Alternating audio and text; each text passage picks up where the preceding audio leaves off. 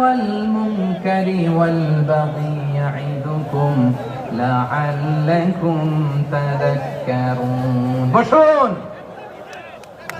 আল্লাহ বললেন আমি অশ্লীলতাকে নিষেধ করি, আমি সব ধরনের মন্দ কাজকে নিষিদ্ধ করি, সব শেষে আমি সীমা লঙ্ঘনকে তোমাদের জন্য নিষিদ্ধ করি। আলোচনা মনে আছে তো, না ভুলে গেছেন? নিষিদ্ধ করেছেন কয়টা জিনিস? 1 নম্বরে অশ্লীলতা, 2 নম্বরে মুনকার তথা সব মন্দ কাজ, 3 নম্বরে আল বাগি সীমা লঙ্ঘন, ক্রসিং দ্য লিমিট। সীমা লঙ্ঘন করা ভালো না। We all should know our limits. চিল্লায় বলেন ঠিক কিনা?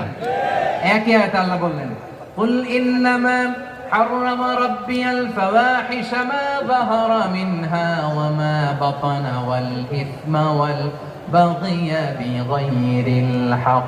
অন্যায় ভাবে যে অবাধ্য হয়, যে সীমা লঙ্ঘন করে, তাদেরকেও আমি এটা হারাম করে দিলাম। সীমা লঙ্ঘন করা হারাম, সীমা লঙ্ঘন করা হারাম। আল্লাহ বারবার বারবার আমাদেরকে ওয়ার্নিং দেয়। যখন আমরা থামি না তখন আল্লাহ ধরে, আর যখন ধরে তখন ছাড়ে না।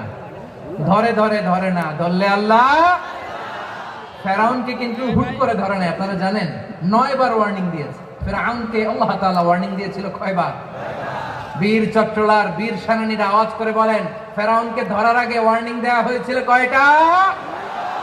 রব্বুল আলামিন বলেন ওয়ালাকাদ আতাইনা মূসা 9 আয়াতিন বাইয়িনাত। 9টা মুজিজা দেখিয়েছি। 1 2 3 বারবার এইভাবে রিমাইন্ডার, ওইভাবে রিমাইন্ডার, এইভাবে নসিহত, ওইভাবে দাওয়া। ফাকুলা লাহু কাওলান লাইয়িনা, নরম করে বলো, সফট করে বলো, যত ওয়ে হতে পারে দাওয়া মেথডোলজি। মূসা আলাইহিস সালামের সব অ্যাপ্লাই শেষ। 10ম বারে যে আল্লাহ ধরছে, 10ম বারে যে ধরেছে। এজন্য আল্লাহ বলেন আমি সীমা লঙ্ঘনকে পছন্দ করি না। কোরআনের অন্য আয়াতে বাগীকে বলা হয়েছে আল ইতিদা। সীমা লঙ্ঘন যারা করে তাদেরকে আল্লাহ বলেছেন মুতাদিন।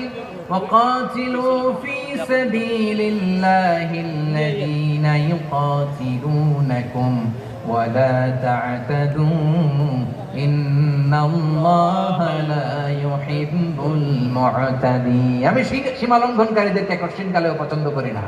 আমরা যেন সীমা লঙ্ঘন না করি। রাজি আছেন তো? যে কোনো ক্ষেত্রে ইবাদতে যেন সীমা লঙ্ঘন না করি। অনেকে আমরা ইবাদতে সীমা লঙ্ঘন করে ফেলি। বিশ্বনবী সাল্লাল্লাহু আলাইহি ওয়াসাল্লাম যেটা শিখিয়েছেন এর বাইরে যে অতিরিক্ত বুজুর্গ হতে চায়, এরকম আছে না নাই?